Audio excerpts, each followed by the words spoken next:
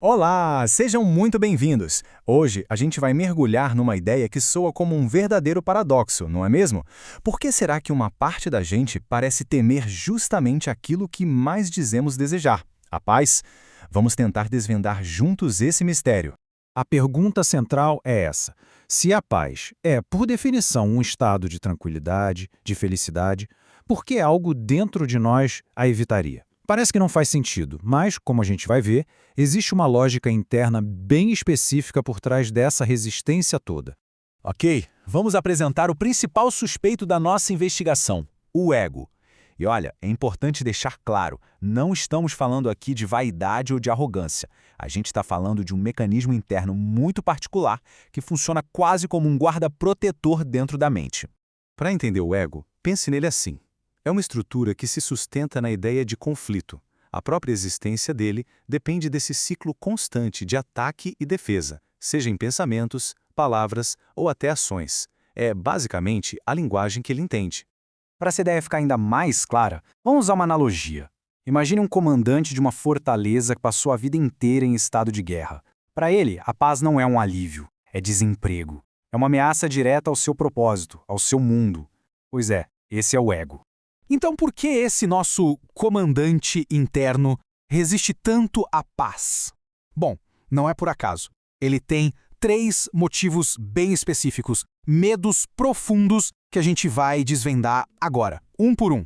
São basicamente 3 os medos que alimentam essa resistência toda. O medo de perder o controle, o medo de perder a própria identidade e uma crença muito forte na lógica do sacrifício. Vamos dar uma olhada em cada um deles. O primeiro motivo, então, é o medo de perder o controle. Para o ego, conflito é sinônimo de poder, de comando. Sabe, manter adversários, criar defesas, estar sempre em alerta, tudo isso dá a ele uma sensação de que está no controle da situação. E o que é mais interessante aqui é justamente esse contraste. O ego acredita piamente que o conflito e as defesas o mantêm seguro. Só que a paz verdadeira pede o exato oposto: vulnerabilidade, abertura. E para o nosso comandante da fortaleza baixar as pontes e abrir os portões, nossa, é o maior medo de todos. Significa para ele perder o controle. E isso nos leva direto para o segundo motivo, que é ainda mais profundo. O ego constrói a sua identidade, o seu senso de eu, através da oposição, da separação. Ele precisa de um outro, de um inimigo, para saber quem ele é. Aqui a gente vê isso de forma brilhante. O ego projeta os conflitos internos para fora, criando inimigos para poder se definir. É aquela lógica do eu sou isso porque não sou aquilo. A paz, ao promover a união e dissolver a ideia de um inimigo, ameaça aniquilar essa identidade que é baseada na separação. Para o ego, isso é quase como deixar de existir. E aí a gente chega no terceiro e talvez mais fundamental motivo do medo do ego. Tudo se resume a uma crença muito enraizada sobre como o mundo funciona. Uma lógica baseada na escassez. A lógica do ego pode ser resumida nessa frase, que é bem forte: dar é perder. Como a paz é algo que se alcança ao estendê-la aos outros, até mesmo para os supostos inimigos, o ego enxerga isso como uma perda de poder, um sacrifício que ele não pode aceitar. Ele simplesmente não consegue conceber que, ao dar paz, na verdade se ganha mais ainda. Agora que a gente entendeu os medos do ego, vamos para a grande revelação.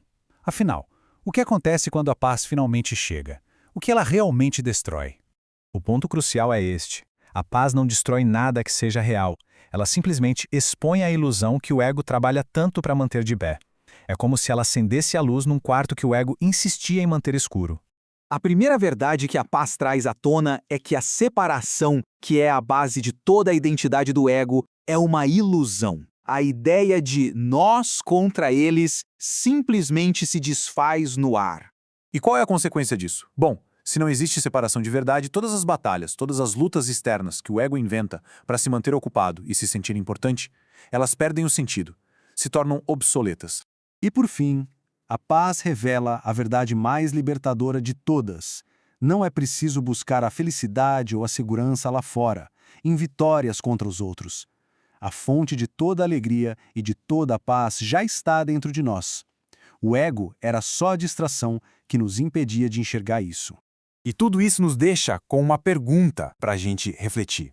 Se todo esse sistema de ataque e defesa do ego é baseado numa ilusão, se a luta externa não é o caminho, onde então a gente pode encontrar a nossa verdadeira e inabalável força?